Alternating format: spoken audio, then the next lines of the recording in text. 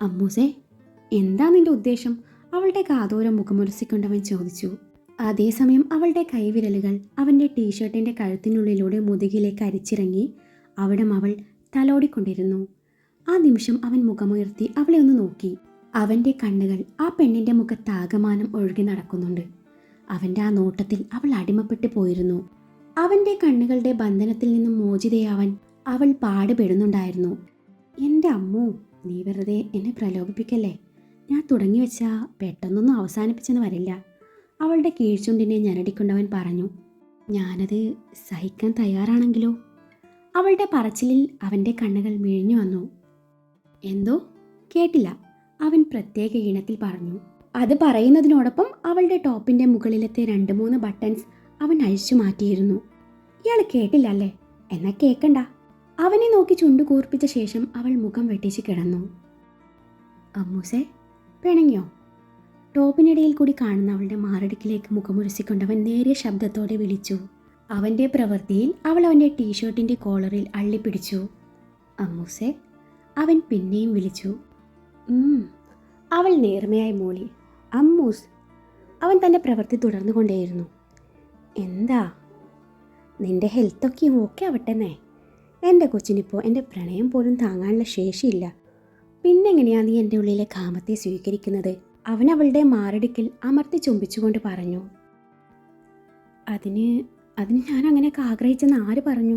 അവൾ അവൻ്റെ മുടിയിൽ പിടിമുറുക്കിക്കൊണ്ട് പറഞ്ഞു. ആഗ്രഹിച്ചില്ല? അവളുടെ മൂക്കിൻ തുമ്പ് കടിച്ചു വിട്ടുകൊണ്ടവൻ ചോദിച്ചു. ഇല്ലെന്ന്. അവൾ അവനെ കൂർപ്പിച്ചു നോക്കി. അവൻ കടിച്ചിടമൊന്ന് ഒഴിഞ്ഞു. ഇല്ല, ഇത്തവണ അവളുടെ കീഴ്ച്ചുണ്ടാണ് അവൻ കടിച്ചു വിട്ടത്. മണ്ണുവേട്ടാ, പറ, നീ ആഗ്രഹിച്ചില്ലെന്ന്. അവളില്ലെന്ന പോലെ തലയണക്കി. ഇല്ലേ? അവളുടെ ടോപ്പിൻ്റെ കഴുത്തിൽ കൂടി അവൻ്റെ കൈ താഴേക്ക് അരിച്ചിറങ്ങി. അവളുടെ മാറിൽ കുസൃതി കാട്ടിക്കൊണ്ടവനത് ചോദിച്ചതും അവൻ്റെ കയ്യിൽ അവളുടെ പിടി വീണു. ഇല്ലേ, പറ. അവളുടെ കൈ എടുത്തു മാറ്റി അവൻ തൻ്റെ പ്രവൃത്തി തുടർന്നു. മനുവേട്ട, വേണ്ട. സമ്മതിച്ചു, ഞാൻ എന്തൊക്കെയോ ആഗ്രഹിച്ചിരുന്നു. അതെന്താണെന്നൊന്നും എനിക്കറിയില്ല. പക്ഷെ ഒന്നറിയാം, നിങ്ങളുടെ ഈ കുറുമ്പുകൾ എനിക്ക് ഒരുപാട് ഇഷ്ടമാണ്. ഞാനത് ആസ്വദിച്ചു തുടങ്ങിയിരിക്കുന്നു. വർദ്ധിച്ചു വന്ന ഹൃദയതാളത്തെ പൂർവ്വസ്ഥിതിയിലാക്കാൻ പാടുപെട്ടുകൊണ്ടവൾ പറഞ്ഞു. അവളുടെ തുറന്നു പറച്ചിൽ കേട്ടതും അവൻ കണ്ണുകളിൽ പ്രണയം നിറച്ചു അവളെ നോക്കി. അവൻ്റെ നോട്ടം താങ്ങാനാവാതെ അവളവൻ്റെ നെഞ്ചിൽ മുഖമൊളിപ്പിച്ചു. അവളെ പതിയെ ബെഡിലേക്ക് കിടത്തി അവളുടെ ചുണ്ടുകൾ കവരുമ്പോൾ രണ്ടുപേരും വികാരങ്ങൾ അടക്കി പിടിക്കാൻ പാടുപെടുന്നുണ്ടായിരുന്നു. അവളെ വേദനിപ്പിക്കാതെ അവൻ അവളുടെ ചുണ്ടുകൾ മൃദുവായി നുണഞ്ഞുകൊണ്ടിരുന്നു. അവളോടുള്ള സ്നേഹം മുഴുവൻ ആ ചുംബനത്തിൽ അടങ്ങിയിട്ടുണ്ടായിരുന്നു. ഒടുവിൽ അവൾ വിവശയായെന്ന് തോന്നിയതും അവളുടെ പുറമേനിയിൽ മെല്ലെ അവൻ താളം പിടിച്ചുകൊണ്ടേയിരുന്നു. വൈകാതെ ഇരുവരും ഉറക്കത്തിലേക്ക് വഴുതി വീഴുകയായിരുന്നു. പിറ്റേന്ന് രാവിലെ അബി വാഷ്റൂമിലായിരുന്നു. ആ സമയത്താണ് ദക്ഷിൻ്റെ കോൾ വരുന്നത്. കോൾ പെട്ടെന്ന് അവസാനിപ്പിച്ചു ദേവ് താഴേക്ക് നടന്നു. അവൻ റെഡിയായോ? വെന്ത പുട്ടുകുറ്റിയിൽ നിന്നും ഇൻസുലേറ്റഡ് കാസറോളിലേക്ക് മാറ്റിക്കൊണ്ട് ദക്ഷ് ചോദിച്ചു. ഇല്ല, കുളിക്കുക. ചിരകി വെച്ച തേങ്ങ അവൻ കാണാതെ കുറച്ചെടുത്ത് വായക്കകത്താക്കിക്കൊണ്ട് ദേവ് മറുപടി പറഞ്ഞു. ഇന്നും അവൻ വരുമോ? ദക്ഷിൻ്റെ ചോദ്യം വീണ്ടും വന്നു. അറിയില്ല, ഞാൻ ചോദിച്ചില്ല. നിർബന്ധിച്ചാൽ വരുമായിരിക്കും. എന്നാ ചോദിക്കണ്ട, നിർബന്ധിക്കുകയും വേണ്ട, കേട്ടല്ലോ? ദക്ഷ് അല്പം കടുപ്പിച്ചു പറഞ്ഞു. അത് കേട്ടതും ദേവുവിൻ്റെ മുഖം വാടി. ദക്ഷ് അത് ശ്രദ്ധിച്ചിരുന്നു. എന്തേ മുഖം വാടിയേ? ദക്ഷിൻ്റെ സ്വരത്തിൽ പിന്നെയും ഗൗരവം. ദച്ചുവേട്ടാ, മനുവേട്ടൻ എന്ത് ചെയ്തിട്ടാ? പാവം, എന്നെ ഒരുപാട് ഇഷ്ടാ. എനിക്കും ഇഷ്ടാ. എനിക്ക് പിരിഞ്ഞിരിക്കാൻ വയ്യ. ദേവു ദക്ഷിൻ്റെ മുഖത്ത് നോക്കാതെയാണ് പറഞ്ഞത്. അതിനിടയിൽ ദക്ഷ് പുട്ടുമാവ് ദേവുവിൻ്റെ അരികിലേക്ക് നീക്കിക്കൊണ്ട് പുട്ടുകുറ്റിയിൽ ഫിൽ ചെയ്യാൻ പറഞ്ഞിട്ട് അവൻ കോഫി മേക്കറിൽ കോഫ് റെഡിയാക്കാൻ ഒരുങ്ങി. എൻ്റെ അമ്മോ, അതെനിക്കും അറിയാം. അവന് നിന്നെ കുറച്ച് മിസ് ചെയ്യട്ടെ. നീ അവൻ്റെ ആരാണെന്നേ ശരിക്കും അവൻ മനസ്സിലാക്കട്ടെ. എന്നിട്ട് നീ ഇല്ലാതെ പറ്റില്ല എന്ന് വരുമ്പോൾ കൂട്ടിക്കൊണ്ട് പോയിക്കോട്ടെ. അല്ലാതെ നീ അങ്ങോട്ട് പോകണ്ട. അവനിങ്ങോട്ട് വരികയും വേണ്ട. നിന്നെ അങ്ങോട്ട് കൊണ്ടുപോവാൻ അവന് നല്ല പേടിയുണ്ട്. വീണ്ടും പെങ്ങന്മാരെ വല്ലതും ഒപ്പിച്ചാലോന്ന്. എന്നാ വാ തുറന്ന് അവളുമാരോട് പറയാനും പറ്റില്ല. അവർക്ക് വേദനിച്ചാലോ എന്നൊരു പേടി. പെങ്ങന്മാരെ സ്നേഹിക്കേണ്ടെന്ന് ഞാൻ പറയില്ല. ഭാര്യയ്ക്ക് കൊടുക്കേണ്ട സ്ഥാനം ഭാര്യയ്ക്ക് കൊടുക്കണം. പെങ്ങന്മാർക്ക് കൊടുക്കേണ്ട സ്ഥാനം പെങ്ങന്മാരും കൊടുക്കണം. ഞാൻ കെട്ടിയാ ഞാൻ അങ്ങനെയേ ചെയ്യുള്ളൂ. നീ ഞങ്ങളുടെ ഇടയിലെ കട്ടുറുമ്പായി വന്നാലോ എൻ്റെ കെട്ടിയോളെ ഭരിക്കാൻ വന്നാലോ നിന്റെ ചെവി പിടിച്ച് തൂക്കും ഞാൻ. ഓഹോ, അതിനിടയിൽ എനിക്കിട്ട് കൊട്ടിയല്ലേ? അല്ല, ആരാണ് ഞങ്ങൾ? ആരെങ്കിലും കണ്ടുവച്ചിട്ടുണ്ടോ? ദേവു അറിയാത്ത മട്ടിൽ ചോദിച്ചു. ഉണ്ടെങ്കിൽ? ദക്ഷ ചുമ്മാ ഒന്ന് എറിഞ്ഞു നോക്കി. ഉണ്ടെങ്കിലേ അതുപോലെ അങ്ങ് മടക്കിക്കൂട്ടി പോക്കറ്റിലിട്ടാൽ മതിട്ടാ. നിങ്ങളുടെ ഇടയിൽ കട്ടുറുമ്പാവാനൊന്നും ഞാൻ വരില്ല. എന്നാലും ഇയാൾ കെട്ടാൻ പോണ പെണ്ണിനെ എനിക്ക് കൂടി ഇഷ്ടമാവണം എന്ന് മാത്രം. അല്ലാതെ ചേട്ടൻ ചുമ്മാ നടക്കാത്ത സ്വപ്നം കണ്ട് സമയം കളയണ്ട. എന്നാ ചേട്ടൻ പുട്ടുണ്ടാക്കിട്ടാ, ഞാൻ അങ്ങോട്ട് ചെല്ലട്ടെ എന്നും പറഞ്ഞ് മാവ് അവൻ്റെ കൈ കൊടുത്തു. ദേവു അവിടെ നിന്ന് നടന്നു നീങ്ങി. ദേവു അതും പറഞ്ഞു പോയതും ദക്ഷ ഒരു നിമിഷം പകപ്പോടെ നിന്നു. ശേഷം വീണ്ടും മാവ് നിറയ്ക്കാൻ തുടങ്ങി. എത്ര നിറച്ചിട്ടും ഇതെന്താ നിറയാത്തേ എന്നും കരുതി അവൻ പുട്ടുകുറ്റി തുറന്നു നോക്കിയപ്പോഴാണ് സംഭവം മനസ്സിലാക്കുന്നത്. ആ പോയ സാധനം അതിൻ്റെ ചില്ലിടാതെയാണ് ഇത്രയും നേരം പുട്ടുണ്ടാക്കിയത്. എൻ്റെ ദൈവമേ, ഈ പപ്പയ്ക്ക് വല്ല വാഴയോ കപ്പയോ വെച്ചാൽ പോരായിരുന്നു. കുരിപ്പ് എന്നും പ്രാഗിക്കൊണ്ട് അവൻ തൻ്റെ ജോലി തുടർന്നു. ഭക്ഷണമൊക്കെയും കഴിച്ചതും അബി പോകാൻ വേണ്ടി ഇറങ്ങി. വണ്ടിക്കരിയിൽ വരെ ദേവും ചെന്നു. അമ്മു, ഇനി എപ്പോഴാ കാണാ? അബി അവളുടെ കയ്യിൽ പിടിച്ചുകൊണ്ടാണ് ചോദിച്ചത്. ദേവു അതിന് മറുപടിയൊന്നും പറഞ്ഞില്ല എന്ന് കണ്ടതും അവൻ്റെ മുഖം വാടി. ഒരാഴ്ചത്തെ ക്ലാസ് മിസ്സായി കിടക്കുക. എക്സാമിന് ഇനി 2 മാസമേ ബാക്കിയുള്ളൂ. ആ ഓർമ്മ വേണം. 2 ദിവസം കഴിഞ്ഞ് കോളേജിൽ പോയി തുടങ്ങണം. അബി ഓരോന്ന് പറയുന്നുണ്ട്. നിങ്ങളിപ്പോൾ കോളേജിലോട്ടാണോ? അല്ല, ഹോസ്പിറ്റലിലോട്ട്. 2 ദിവസം ഞാനും ലീവിലാണ്. ഇനി മുതൽ ഉച്ചയ്ക്ക് ശേഷം മാത്രമേ ഞാൻ കോളേജിൽ വരുള്ളൂ. എന്നാൽ പോട്ടെ. അബി അവളെ നോക്കി ചിരിക്കാൻ ശ്രമിച്ചുകൊണ്ട് പറഞ്ഞു. ദേവുള്ളിലെ സങ്കടം പുറത്ത് കാണിക്കാതെ നിന്നു. അടുത്ത നിമിഷം അബി അവളോട് യാത്ര പറഞ്ഞു വണ്ടി മുന്നോട്ടെടുത്തു. 2 ദിവസത്തിന് ശേഷം കോളിംഗ് ബെല്ലിന്റെ ശബ്ദം കേട്ടിട്ടാണ് ദേവദത്ത് ഡോർ തുറക്കുന്നത്. മുന്നിൽ നിൽക്കുന്ന ആൾക്കാരെ മനസ്സിലാവാതെ അയാൾ കാര്യം തിരക്കി. അങ്കിൾ, ഞാൻ ആരവ്, ഇത് വിഷ്ണു, ഇത് പാർവതി. ഞങ്ങളെ ദേവുവിൻ്റെ ഫ്രണ്ട്സാണ്. ഞാൻ അബേട്ടൻ്റെ കസിൻ ബ്രദർ കൂടിയാണ്. അതെയോ? വരൂ മക്കളെ, വരൂ. അയാൾ 3 പേരെയും അകത്തേക്ക് സ്വീകരിച്ചു. ദേവു മുകളിൽ അവളുടെ മുറിയിലുണ്ട്, ഞാൻ വിളിക്കാം. നിങ്ങൾ ഇവിടെ ഇരിക്കൂ. ദേവദത്ത് അതും പറഞ്ഞ് നടക്കാനൊരുങ്ങി. വേണ്ട അങ്കിൾ, ഞാൻ പോയി വിളിക്കാം. അവൾക്കൊരു സർപ്രൈസ് ആയിക്കോട്ടെ. പാറു അയാളെ തടഞ്ഞുകൊണ്ട് പറഞ്ഞതും അയാളും സമ്മതിച്ചു. അയാൾക്ക് സ്റ്റെയർ കയറാൻ നന്നേ ബുദ്ധിമുട്ടുണ്ടായിരുന്നു. മോളെ, വലത്തെ സൈഡിലുള്ളതാണ് കേട്ടോ അവളുടെ മുറി. ഓ ശരി അങ്കിൾ എന്നും പറഞ്ഞു പാറു ദേവുവിൻ്റെ മുറി ലക്ഷ്യം വെച്ച് സ്റ്റെയർ കയറി. ഇതേ സമയം ദക്ഷിൻ്റെ മുറിയിൽ. ദക്ഷ് എവിടെയോ പോകാനുള്ള തയ്യാറെടുപ്പിലാണ്. ആള് കുളിയൊക്കെ കഴിഞ്ഞ് വസ്ത്രം ധരിക്കുകയായിരുന്നു. ബോക്സറും ധരിച്ച് പാൻറ് കാലിൽ കുത്തി കയറ്റിയതേ ഉള്ളൂ. സർപ്രൈസ് എന്നും പറഞ്ഞുകൊണ്ട് ഏതോ ഒരു പെണ്ണ് ഡോറും തുറന്ന് മുന്നിൽ നിൽക്കുന്നതാണ് പിന്നീട് ദക്ഷ് കാണുന്നത്. എന്ത് ചെയ്യണം എന്നറിയാതെ ദക്ഷ് കുഴങ്ങി. പാൻറ് ഒരു കാലിൽ ഇട്ടിട്ടേ ഉള്ളൂ. പാറുവിനെ കണ്ടതും വെപ്രാളത്തോടെ പാൻറ് മറ്റേ കാലിൽ കുത്തിക്കയറ്റാൻ നോക്കിയെങ്കിലും പറ്റുന്നില്ല. അതിനിടയിൽ പാൻറിൽ ചവിട്ടി അവൻ നടുവും തല്ലി വീഴുകയും കൂടി ചെയ്തതും ഇത്രയും നേരം ഷോക്കേറ്റ പോലെ നിന്നിരുന്ന പാറു അറിയാതെ ചിരിച്ചുപോയി. ദക്ഷ് അവളെ ദഹിപ്പിച്ചു നോക്കി. ഡി പുല്ലേ, ഡോർ അടിച്ചിട്ട് പോവാൻ നോക്ക്. ദക്ഷ് പറഞ്ഞതും ബോധം തിരിച്ചു കിട്ടിയ പാറു ഡോറും അടച്ചു ഒരൊറ്റ ഓട്ടായിരുന്നു. പാറു പോയതും ദക്ഷ് എങ്ങനെയൊക്കെ എഴുന്നേറ്റ് പാൻറ്റും നേരെയിട്ട് ഒരു ടീഷർട്ടും എടുത്തിട്ട് കണ്ണാടിയുടെ മുന്നിൽ വന്ന് നിന്ന് മുടി ചീകാൻ തുടങ്ങി. ഛേ, ആകെ നാണക്കേടായി. ഏതാണ് ആ കുരിശ്? എന്തുദ്ദേശത്തിലാണ് അവൾ എൻ്റെ മുറി കയറി വന്നേ? എന്നാൽ ആ പെണ്ണ് എന്നെ ആ കോലത്തിൽ കണ്ടില്ലേ? ഇനി ഞാൻ എങ്ങനെയാ? ഷോ, ദക്ഷ് ഓരോന്ന് ചിന്തിച്ചു കൊണ്ടിരുന്നു. അപ്പോൾ ഇതല്ലേ വലത്തെ സൈഡിലെ മുറി? ഛേ, ഞാൻ നേരത്തെ തിരിഞ്ഞു നിന്നാണോ വലത്തെ സൈഡ് നോക്കിയേ? എന്നാലും അയാൾക്ക് ഡോർ ലോക്ക് ചെയ്ത് ഡ്രസ്സ് ചെയ്താൽ പോരെ? പാറു ചിന്തിച്ച് നിൽക്കുമായിരുന്നു. ഇതേ സമയത്താണ് ദേവു തൻ്റെ മുറിയിൽ നിന്ന് ഇറങ്ങി വരുന്നത്. നഖം കടിച്ചുകൊണ്ട് എന്തൊക്കെയോ ചിന്തിച്ച് നിൽക്കുന്ന പാറുവിനെ കണ്ടു. ദേവു ഒരു നിമിഷം നോക്കി നിന്നുവെങ്കിലും കൂടുതൽ ചിന്തിക്കാൻ നിൽക്കാതെ അവളുടെ അരികിലേക്ക് പോവുകയായിരുന്നു. ഹേ പാറു, നീ എന്താ ഇവിടെ? ദേവു അവളുടെ തോളിൽ തട്ടിക്കൊണ്ട് ചോദിച്ചു. ഞാനെന്താ ഇവിടെ? പാറുവിൻ്റെ മറുചോദ്യം കേട്ട് ദേവു സംശയത്തോടെ അവളെ ഒന്ന് നോക്കി. ഞാൻ നിന്നെ കാണാൻ വന്നതല്ലേ? ദേവുവിൻ്റെ നോട്ടം കണ്ട് പതറിയ പാറു പെട്ടെന്ന് പറഞ്ഞൊപ്പിച്ചു. ഞാൻ മാത്രമല്ല, ആരവും വിഷ്ണു ഉണ്ട്. അവർ നിന്റെ പപ്പയോട് സംസാരിക്കുക. ആണോ? ഈ വാ, നമുക്ക് താഴെ പോവാം എന്നും പറഞ്ഞു ദേവു പാറുവിനെയും കൂട്ടി താഴേക്ക് ചെന്നു. നീ ഇപ്പോൾ ഓക്കെ ആണോ? കുഴപ്പമൊന്നുമില്ലല്ലോ? പാറു തിരക്കി. കുഴപ്പമില്ല, നാളെ മുതൽ കോളേജിൽ വന്ന് തുടങ്ങണം. നിങ്ങൾ ഇങ്ങോട്ട് തന്നെ പോന്നതാ? നിന്നെ കാണാൻ വേണ്ടി തന്നെ പോന്നതാ. നീ കൂടി വരുവാണേ ഒരു സിനിമയ്ക്ക് കയറാം എന്നുകൂടി പ്ലാനുണ്ട്, പാറു ചിരിയോട് പറഞ്ഞു. ഞാൻ ഓക്കെയാണ്, പക്ഷേ പെർമിഷൻ കിട്ടാൻ പാടാണ്. നോക്കട്ടെ, ഡോക്ടർ എങ്ങനെയാലും സോപ്പിടാം. പക്ഷേ എൻ്റെ ഓടപ്പിറന്നവൻ്റെ പെർമിഷൻ കിട്ടാൻ ഇത്തിരി പാടാണ്. ദേവിൻ്റെ പറച്ചിൽ കേട്ട് പാറു കാര്യം മനസ്സിലാവാതെ അവൾ നോക്കി. എൻ്റെ ബ്രദറിൻ്റെ കാര്യമാണ് പറഞ്ഞത്. പുള്ളി ഒരു വള്ളിയാണ്, ദേവ് പുഞ്ചിരിയോടെ പറഞ്ഞു. അപ്പോഴേക്കും ഇരുവരും താഴേക്ക് എത്തിയിരുന്നു. ദേവുവിനെ കണ്ടതും ആരവും വിഷ്ണുവും അവൾക്കൊരു പുഞ്ചിരി സമ്മാനിച്ചു. അതുപോലെ പുഞ്ചിരി അവൾ തിരിച്ചു അവർക്ക് സമ്മാനിച്ചു. നിങ്ങൾ സംസാരിക്കുകയെന്നും പറഞ്ഞ് ദേവുവിൻ്റെ പപ്പ അവിടെ നിന്ന് എഴുന്നേറ്റ് പോയി. അങ്ങനെ അവർ 4 പേരും സംസാരിച്ചു കൊണ്ടിരിക്കുകയാണ് ദക്ഷ് അങ്ങോട്ട് വരുന്നത്. വിഷ്ണു, പാറു, ഇതാണ് എൻ്റെ ദശുവേട്ടൻ. ആരവിന് പ്രത്യേകിച്ച് പരിചയപ്പെടുത്തേണ്ട ആവശ്യമില്ലല്ലോ. ദേവ് തൻ്റെ ചേട്ടനെ അവർക്ക് പരിചയപ്പെടുത്തി. ദക്ഷ് ആരവിനും വിഷ്ണുവിനും ഒരു നറുപുഞ്ചിരി സമ്മാനിച്ചു. ഒപ്പം പാറുവിനെ നോക്കി വിളറിയ ചിരിയും. ദക്ഷ് അവരോട് സംസാരിക്കുന്നുണ്ട്. ഇതേസമയം പാറു ഇടം കണ്ടിട്ട് ദക്ഷിനെ നോക്കുന്നുണ്ടായിരുന്നു. അവനാണേൽ അവളെ നോക്കുന്ന പോലില്ല. പാറുവിൻ്റെ മുന്നിൽ നിൽക്കാനുള്ള ചമ്മൽ കാരണം കൂടുതൽ നേരം അവിടെ നിൽക്കാതെ ദക്ഷ് അവിടെ നിന്ന് പോവാനൊരുങ്ങി. ദശുവേട്ട നിൽക്ക് എന്നും പറഞ്ഞ ദേവ് അവിടെ നിന്ന് എഴുന്നേറ്റ് അവൻ്റെ കൈയും പിടിച്ച് അടുക്കളയിലോട്ട് നടന്നു. അവനെ കണ്ട് അവർക്ക് കുടിപ്പിക്കാനുള്ള ജ്യൂസ് ഉണ്ടാപ്പിക്കുക, അതായിരുന്നു അവളുടെ ഉദ്ദേശം. ദക്ഷ് ഫ്രൂട്ട്സ് കട്ട് ചെയ്ത് കൊടുത്തപ്പോൾ ദേവ് അത് മിക്സിയുടെ ജാറിലിട്ട് പാലും പഞ്ചസാരയും ഇട്ട് കറക്കാൻ തുടങ്ങി. ദച്ചുവേട്ടൻ പാറുവിനെ ഇതിനു മുൻപ് കണ്ടിട്ടുണ്ടോ? ദേവുവിൻ്റെ ചോദ്യം കേട്ട് ദക്ഷ് കണ്ണു വീഴ്ച അവളെ നോക്കി. അതെന്താ നീ അങ്ങനെ ചോദിച്ചേ? അല്ല, നിങ്ങളുടെ 2 പേരുടെ നോട്ടവും എക്സ്പ്രഷനും ഒക്കെ കണ്ടപ്പോൾ ഞാൻ കരുതി ദച്ചുവേട്ടൻ പണ്ടപ്പോഴോ തേച്ചിട്ട് പോയ കുട്ടിയാണ് ഈ പാറുന്ന്. പാറു നല്ല കുട്ടിയാ, അവളെന്തായാലും തേക്കാൻ ഒരു വഴിയില്ല. ഇത് ദച്ചുവേട്ടൻ തേച്ച് തന്നെയാ. അതെ, മോള് ജ്യൂസ് അടിച്ചാൽ മതി കേട്ടാ, എന്നെ ഇട്ടടിക്കാൻ നിൽക്കണ്ട.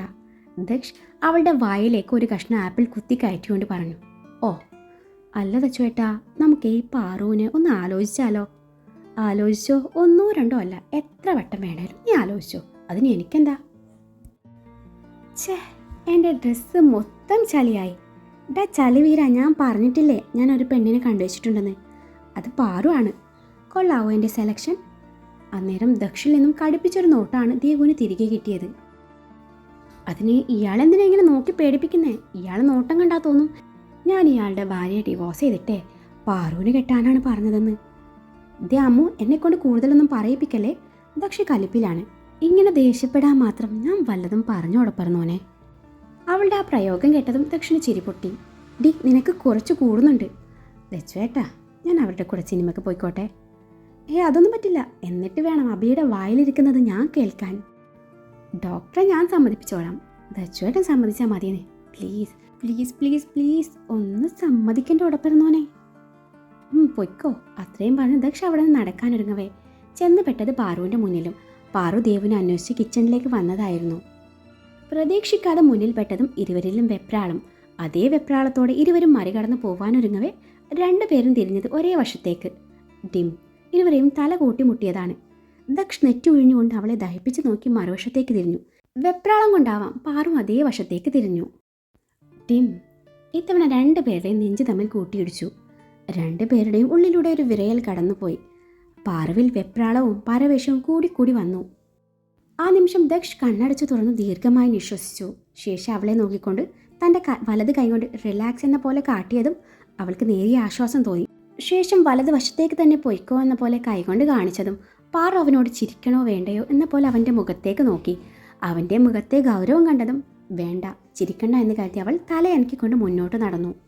ഈ സീൻ തൊട്ടപ്പുറത്ത് നിന്ന് ലൈവായി കാണുകയായിരുന്നു ദേവു. അവളുടെ ഉള്ളിൽ എന്തെന്നില്ലാത്ത സന്തോഷം തോന്നി. പാറു തൻ്റെ അരികിലേക്ക് വന്നതും ദേവു ഒന്നും അറിയാത്ത പോലെ നിന്ന് അവൾക്ക് ജ്യൂസ് കൊടുത്തു. ശേഷം അവളെയും കൂട്ടി ഒരു ട്രേയിൽ ബാക്കി ജ്യൂസും വെച്ച് ഹാളിലേക്ക് നടന്നു. മനുവേട്ട പ്ലീസ്, ഞാൻ പൊയ്ക്കോട്ടെ, എനിക്ക് ഇവിടെ ബോറടിക്കുന്നു. ദേവു ഫോൺ വിളിച്ച് അബിയെ സോപ്പിടുകയാണ്. ബോറടി മാറ്റാൻ ഞാൻ അങ്ങോട്ട് വരട്ടെ? അയ്യടാ, പോ അവിടെ നിന്ന്. ഇയാളിപ്പോ ഇങ്ങോട്ട് വരണ്ട. അപ്പോൾ നിനക്കെന്നെ കാണണമെന്ന് തോന്നില്ല അല്ലേ? അബി പരിഭവിച്ചു. അതാണോ മനുവേട്ട ഇപ്പോൾ ഇവിടുത്തെ പ്രശ്നം? ദേവ് വിഷയം മാറ്റി. പറ അമ്മു, നിനക്കെന്നെ മിസ് ചെയ്യുന്നില്ലേ? അവളൊന്നും വേണ്ടിയില്ല. ഇല്ലായിരിക്കാം. അതുകൊണ്ടാണല്ലോ ഞാൻ അങ്ങോട്ട് വരട്ടെ എന്ന് ചോദിക്കുമ്പോൾ നീ ഒന്നും മിണ്ടാത്തത്. പക്ഷേ എനിക്ക് നിന്നെ ശരിക്കും മിസ് ചെയ്യുന്നുണ്ട്. എൻ്റെ ജോലിയിൽ പോലും കോൺസെൻട്രേഷൻ കൊടുക്കാൻ പറ്റുന്നില്ല. എനിക്കെന്താ പറ്റിയതെന്നേ എനിക്ക് പോലും അറിയുന്നില്ല. നിൻ്റെ ആ പരട്ട ആങ്ങളാണല്ലേ അമ്പിനും വില്ലിനും അടിക്കുന്നില്ല. കൊണ്ടുപോയിക്കോ എന്ന് പറഞ്ഞിരുന്നേ ഞാൻ വന്ന് കൊണ്ടുപോയേനെ. നീ ആയിട്ട് എൻ്റെ അരികിലേക്ക് വരണമെന്ന് പറയുന്നില്ല. ഇങ്ങനെ പോയാൽ ഞാനിവിടെ വട്ടുപിടിക്കത്തേ ഉള്ളൂ. അബി അത്രയും പറഞ്ഞു നിർത്തി. ഇരുവർക്കിടയിൽ മൗനം. മനുവേട്ട, അവൾ ആർദ്രമായി വിളിച്ചു. അവനതുപോലെ ആർദ്രമായി അവളുടെ വിളിക്കുത്തരം നൽകി. എന്നാ ഞാൻ ദേവ് അത്രയും പറഞ്ഞു നിർത്തി. എന്നാ ഞാൻ ബാക്കി പറയാമോ? അവൻ പ്രണയം കലർന്ന സ്വരത്തിൽ ചോദിച്ചു. എന്നാ ഞാൻ സിനിമയ്ക്ക് പോയിക്കോട്ടെ?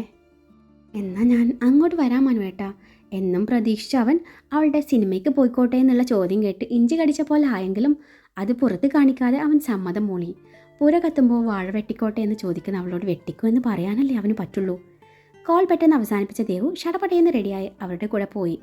വിഷ്ണുവിൻ്റെ കാറിലായിരുന്നു അവരുടെ യാത്ര. സിനിമ കണ്ട് ചെറുതായി ഒന്ന് കറങ്ങിയിട്ടാണ് അവർ മടങ്ങിയത്. മടക്ക യാത്രയ്ക്കിടെ വണ്ടി ട്രാഫിക്കിൽ പെട്ടപ്പോഴാണ് കുറച്ച് അകലെയായിട്ടുള്ള ബുള്ളറ്റിലേക്കും അതിൻ്റെ പിറകിലിരിക്കുന്ന പെണ്ണിലേക്കും വിഷ്ണുവിൻ്റെ നോട്ടം ചെന്നെത്തുന്നത്. പിറകിലിരിക്കുന്ന പെണ്ണ് മുഖം സ്കാർഫ് കൊണ്ട് മറച്ചിട്ടുണ്ട്.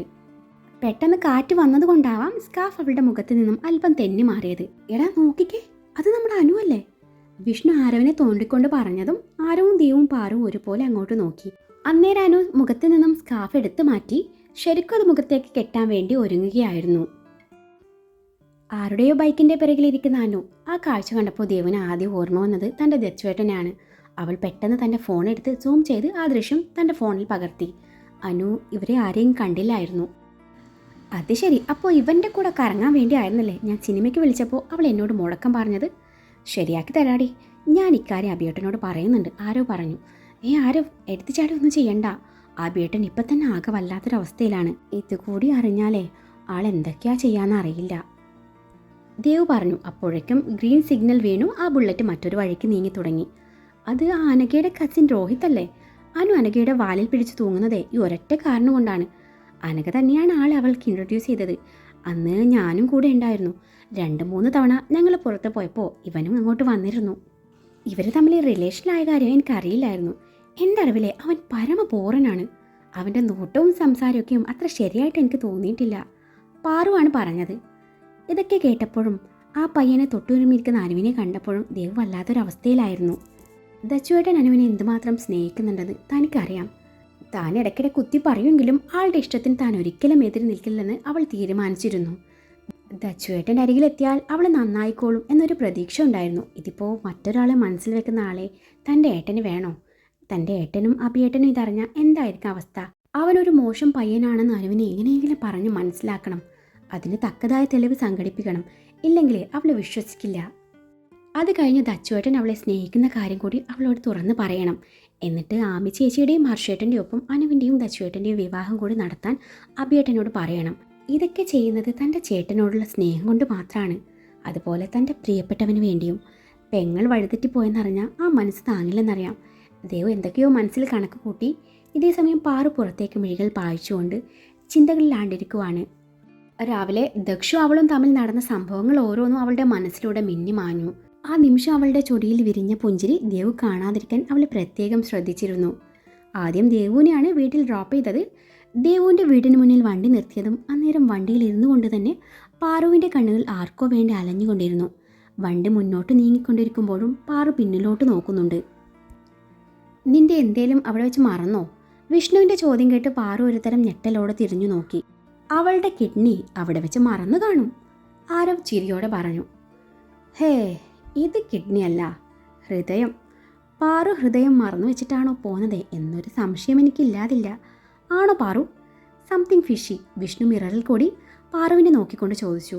ഒന്ന് പോടാ, അങ്ങനൊന്നുമില്ല, ഞാൻ ചുമ്മാ വീടിൻ്റെ ഭംഗി നോക്കിയതാ. അതിന് നീ എന്തിനാണ് ഇങ്ങനെ ബ്ലഷ് അടിക്കുന്നത്? ആരും വിട്ടില്ല. ഷെടാ, യമ്മമാരെ കൊണ്ട് തോറ്റല്ലോ, രണ്ടൊന്നും മിണ്ടാതിരിക്കോ? പാറു ചമ്മൽ മറച്ചു പിടിച്ചു. ഓ, ഞങ്ങൾ മിണ്ടണില്ലേ? നീ ദേ ഈ 2 സൈഡിൽ കൂടി കാണുന്ന വീടിൻ്റെ ഭംഗിയൊക്കെ ആസ്വദിച്ചുകൊണ്ടിരുന്നോളട്ടോ, ഒന്നും മിസ്സാവരുത്. ആരോ അവളെ ചെറുതായി ഊക്കി വിട്ടു.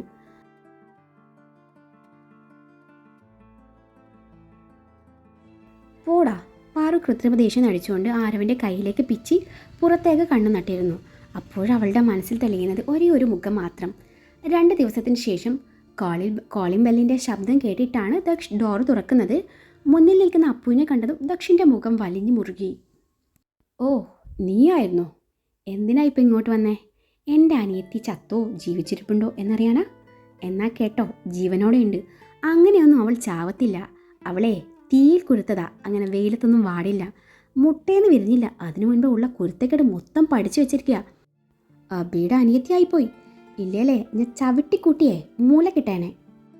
ഇനിയെങ്ങാനും നീയോ നിന്റെ ചേച്ചിമാരോ എൻ്റെ അനിയത്തിക്ക് നേരെ ഒരു ചെറുവിരൽ അനക്കിയെന്ന് ഞാൻ അറിഞ്ഞ കൊന്നു കൊക്കേ തള്ളു ഞാൻ. ഇതൊക്കെ കേട്ട് അപ്പു പേടിച്ച് വരക്കാൻ തുടങ്ങി. ഒപ്പം കണ്ണൊക്കെ നിറഞ്ഞു വന്നിട്ടുണ്ട്. ദച്ചുവേട്ടൻ ആരോടാ ഇങ്ങനെ ദേഷ്യപ്പെടുന്നത് എന്നറിയാനാണ് ദേവ് അങ്ങോട്ട് വന്നത്. അപ്പോഴാണ് അപ്പുവിനെ നിർത്തിപ്പൊരിക്കുന്ന ദക്ഷിണെ കാണുന്നത്. ദേവു അപ്പുവിൻ്റെ അരികിലേക്ക് ഓടിച്ചെന്ന് അവളെ ചേർത്ത് പിടിച്ചു. ദച്ചുവേട്ടാ, എന്തായി കാണിക്കുന്നേ? വീട്ടിൽ വന്നവരോട് ഇങ്ങനെയാ പെരുമാറുക? അവൾ കൊച്ചല്ലേ, അറിയാതെ ചെയ്തു പോയതാവും. ദേവു അപ്പുവിൻ്റെ കണ്ണൊക്കെ തുടച്ചുകൊണ്ട് പറഞ്ഞു. കൊച്ചല്ല, ഒച്ച്. ഒരൊറ്റ അടി വെച്ചു കൊടുക്കാനാ തോന്നുന്നേ. ദക്ഷ അപ്പുവിന് നേരെ കയ്യോങ്ങിക്കൊണ്ട് പറഞ്ഞതും അപ്പു പേടിച്ച് ദേവുവിൻ്റെ നെഞ്ചിൽ മുഖമൊളിപ്പിച്ചു. ദേ ദച്ചുവേട്ടാ, ഇതെൻ്റെ മനുവേട്ടൻ്റെ അനിയത്തിയാണ്. ഇനി നിങ്ങൾ എന്തേലും പറഞ്ഞാൽ ഞാൻ കേട്ടു നിന്നെന്ന് വരില്ല. ദേവു ദക്ഷിന് നേരെ കണ്ണിറുക്കി കാണിച്ചുകൊണ്ട് പറഞ്ഞു. അവളുടെ ഒരു മനുവേട്ടൻ, അവനിട്ട ആദ്യം കൊടുക്കേണ്ടേ. ആങ്ങളമാരായാലേ പെങ്ങന്മാരെ നിലക്ക് നിർത്താൻ പഠിക്കണം. ദക്ഷ പറഞ്ഞത് കേട്ടതും ദേവു അപ്പൂനെയും കൊണ്ട് അകത്തേക്ക് നടന്നു. കുറച്ചു കഴിഞ്ഞ് തിരികെ ദക്ഷിണരികിലേക്ക് നടന്നു. ദക്ഷ നേരം പുറം തിരിഞ്ഞു നിൽക്കുകയായിരുന്നു. അവൻ്റെ പുറം നോക്കി ഒരടി കൊടുത്തതും ദക്ഷ് വേദന കൊണ്ട് നിലവിളിച്ചു പോയിരുന്നു. എന്താടി നിനക്ക് വട്ടായാ? ദേ വേറെന്തും ഞാൻ സഹിക്കും, പക്ഷെ എൻ്റെ മനുവേട്ടനെ പറഞ്ഞാലുണ്ടല്ലോ, ഏട്ടനാണെന്നൊന്നും നോക്കില്ല, തലമണ്ട തല്ലിപ്പൊട്ടിക്കും ഞാൻ. നോക്കിക്കോ, ഞാൻ ഇന്ന് തന്നെ അങ്ങോട്ട് പോകും. പാവം എൻ്റെ മനുവേട്ടൻ, അങ്ങേരവിടെ എന്നെ മിസ്സടിച്ച് പണ്ടാരടങ്ങി നിൽക്കുക. ഇയാളുടെ വാക്ക് കേട്ടിട്ടേ ഞാൻ പുള്ളിക്കാരന് ഒരു മിസ്ഡ് കോൾ പോലും അടിക്കാറില്ല എന്നും പറഞ്ഞ് ദേവ് അകത്തേക്ക് നടന്നു. ദക്ഷ അപ്പോഴും പുറം തടവിക്കൊണ്ട് അവിടെ നിൽപ്പുണ്ട്.